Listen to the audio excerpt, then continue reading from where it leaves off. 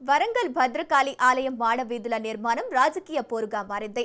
అధికార కాంగ్రెస్ ప్రతిపక్ష బీఆర్ఎస్ మధ్య మాటల యుద్ధం మొదలైంది. భద్రకాళి ఆలయ మాడవీధుల్లో విస్తరణలో భాగంగా చెరబండ రాజు కాలనీ సమీపంలో కొన్ని గుడిసెలు, దుకాణాలను అధికారులు తొలగించారు. భూ నిర్వాసితులకు వేరే చోట వారికి ఇల్లు కేటాయించాలని ప్రభుత్వం నిర్ణయించింది.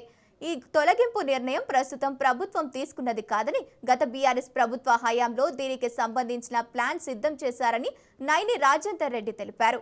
అప్పుడు ప్లాన్ గీసి ఇప్పుడు తాము అమలు చేస్తుంటే రాజకీయాల కోసం పేదలను అడ్డు పెట్టుకుని బీఆర్ఎస్ నేతలు నాటకాలు ఆడుతున్నారని విమర్శించారు.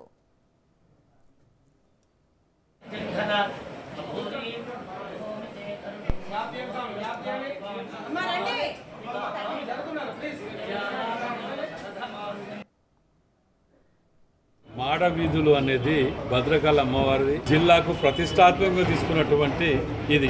దాంట్లో 30 కోట్ల రూపాయలని శాంక్షన్ చేసి తీసుకురావడం జరిగింది.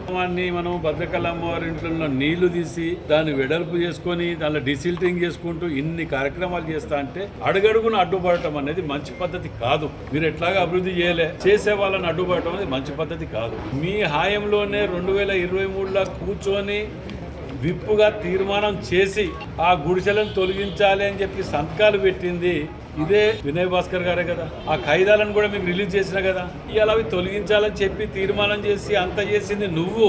ఇవాళ రాజేందర్ రెడ్డి చేసిండని చెప్పి నా మీద పడేయడం ఏంటిది అనేది నేను అడుగుతున్నా.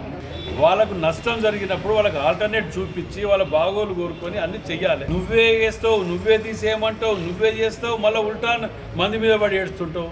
ఇవాళ మాడవీధులు అయితే రాజేందర్ రెడ్డి గారికి ఎక్కడ పేరు వస్తుందని ఎదురుగా దళాల తీరుగా వాళ్ళ డివిజన్ ప్రెసిడెంట్లు ఆ ఎదవలకి ఇట్లా తీసుకొచ్చి ట్రాఫిక్ అంతరాయం కలిగేటట్టు డబ్బాలు గిబ్బాలు తీసుకొచ్చి ఎక్కడ పెట్టుకుంటూ పోతుంటే వాళ్ళ మనసులకు ఇవ్వటం, 100 రూపాయల దండాన్ని 400 రూపాయల దండాలు అమ్మటం, 50 రూపాయల కొబ్బరికంటే 200 అమ్మటం.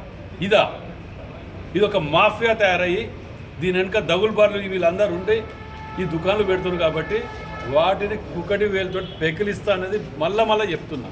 ఆ ఇండ్లు కట్టుకున్న పాపం వాళ్ళని మాత్రం అన్యాయం చేసేది లేదు. తప్పకుండా వాళ్ళకి న్యాయం కూడా చేసి